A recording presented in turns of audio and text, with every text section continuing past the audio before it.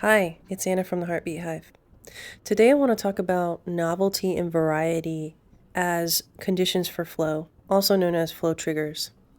But I also want to talk about essentialism. Okay, so there are things that can stimulate us and inspire us and get us excited, right? And that's related to motivation, okay? And when we find ourselves excited and possibly more motivated than usual, for creative people, there's an influx of stimuli that is different. That's where the variety comes from. And maybe that stimuli is novel. And so it piques your interest for a certain amount of time. Now, so an example of that might be, okay, a new album drops from someone you follow, or you stumble upon a band that you've never heard, and you are engrossed in listening and experiencing that music right away. You're captivated. Okay. The people that I work with, they are often telling me that their attention is not fulfilling them in a deep way. As in, they are drawn to many types of stimuli and they find themselves off track, so to speak, from their focus. So, some people might call this like shiny object syndrome, right? But really, what we're chasing is a little bit of dopamine, right? Because, ooh, that's interesting. But it's the novelty and variety.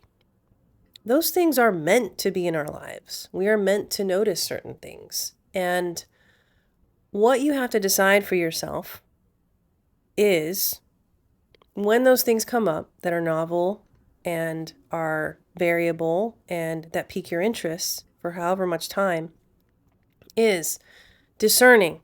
Is this an interest or is this contributing to my current path? Now, your path can change. There's no doubt about that. But what often happens with creative people is ideas and new stimuli, so novelty and variety, will enter the picture and there will be this pull, this sort of big pull to where they'll think, oh, maybe that needs to be my business. Maybe that needs to be my next thing. Instead of looking at that stimuli, that new thing, and seeing how can it apply to my life and my practice and my creative work now. Like right now.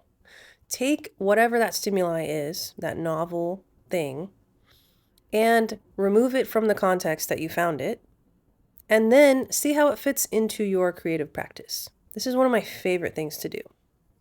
So an example of this that I love to play a game, in my head with is thinking about a song and thinking about, oh, if this song was a meal, what would it look like? What would it taste like? What kind of spices and ingredients and flavors would be in this meal if this song was a meal?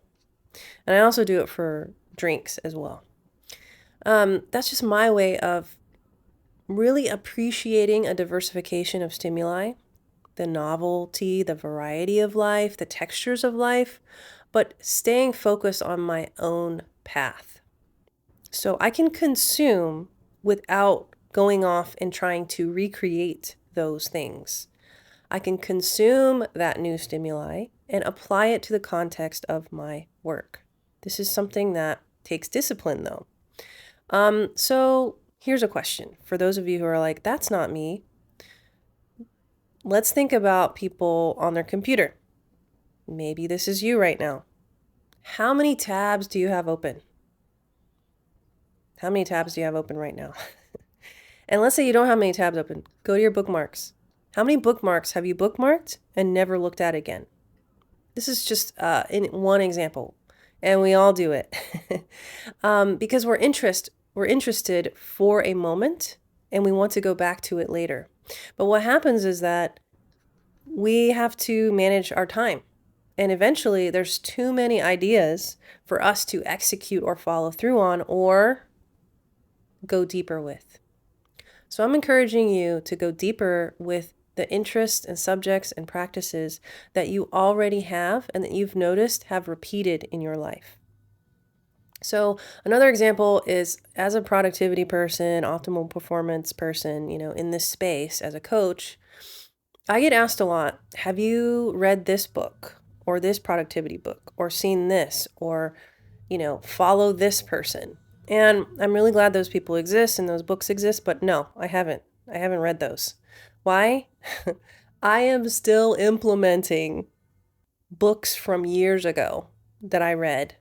I'm still trying to deepen my understanding of the application of those ideas.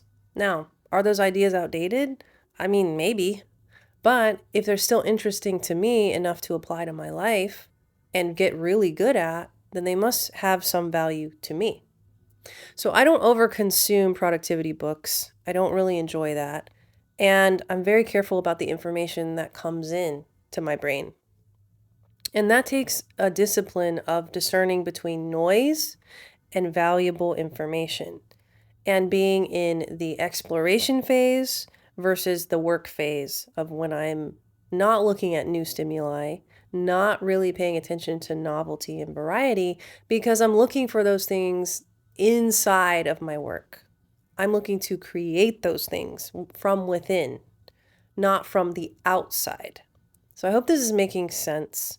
And I'm encouraging you to trim the fat. Let's just use that phrase from your life.